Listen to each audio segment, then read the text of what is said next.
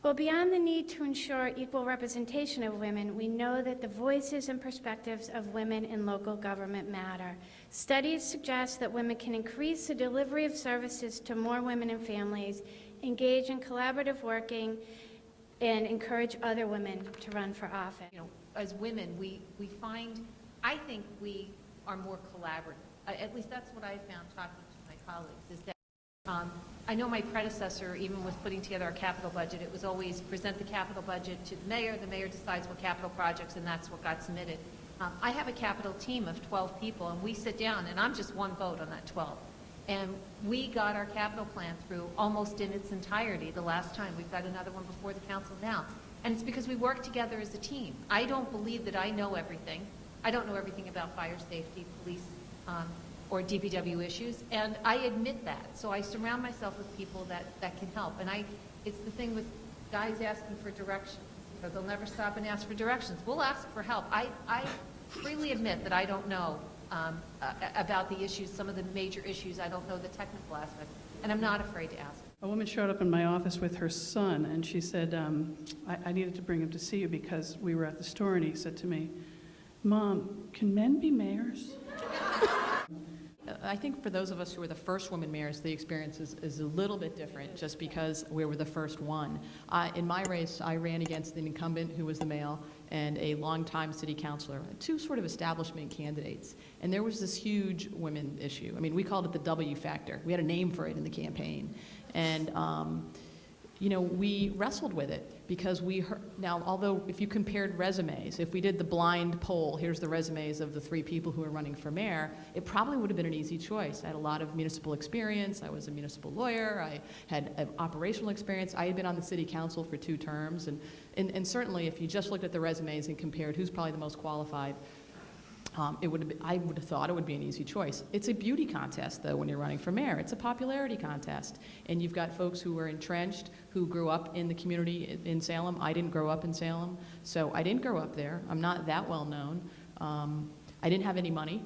And the W factor. That is very, very difficult to overcome, particularly for the first woman candidate. And we heard all the time, we like Kim. Yes, she's smart. Yes, she should stay on the council, you know? She'd be great there. Salem's not ready for a woman. Salem's not ready for a woman. All the time. There would have been a woman candidate who was fairly well known who ran for state rep the year before and had lost. So this was trumped up. There were very well-meaning, good-intentioned people in town who bought into that. Who completely bought into that we're just not ready for women. Some women, I had young children. I had a 3-year-old at the time of the campaign. Who's going to take care of the babies? You know, those comments were made. So there were a lot of that factor in the race. I think it all went away when we topped the ticket in the primary. That was a good thing, and people began to say, oh, wait a minute, you can win. And I really believe the next person who runs, a woman candidate, it will be a non-factor or a very small factor because it just took one person to do it, especially one who wasn't well known, didn't have any money, and sort of, you know, beat the conventional wisdom.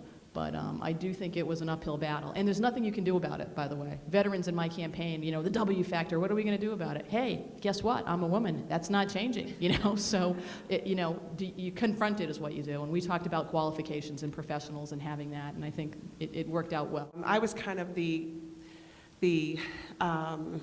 activist mom who ran for school committee and won, and I had 2 children in the school, and I was going to set the world on fire. And boy, some of the members on that school committee just wanted nothing to do with that, and they really tried to bully me. And 2 things happened. One was I would just sit back, and the people in the audience would say, who is that poor woman up there? Because the man would look like such a jerk for bullying the woman. So you learn how to kind of use your gender to your advantage. And I actually learned that in my business career, which was all management consulting and financial services, which is all male dominated. So you use your gender to your advantage without saying I'm a woman, therefore. You know, it's much more subtle than that. But the second thing that happened is it forced me to learn procedure. What are the levers? How do I use parliamentary procedure in the school committee to get done what I need done? If you're not a person of color, you may not see it when it happens. But I know the difference when I sit in a room and I could be with a colleague and someone is speaking to us, but they speak more to the man, the white man, than they do to me, and I'm the mayor. And I, excuse me, if you want something done, you got to talk to me. So all those groups that I identify, I hope that my presence in the work that I do makes a difference for them. It's a long process, but you have to decide on a few priorities. And you have to be realistic what you can do because of the budget and everything else. But you just decide what you really want to do. As far as women in politics, I agree it's a tough go. I believe, though, that we as elected officials, we can look toward hiring women. I found that by playing the role of executive secretary for 3 years in an adjacent town really prepared me. I don't know if we're just not electing women. I think that many women don't run. They fail to feel comfortable enough to do the role, and yet you are.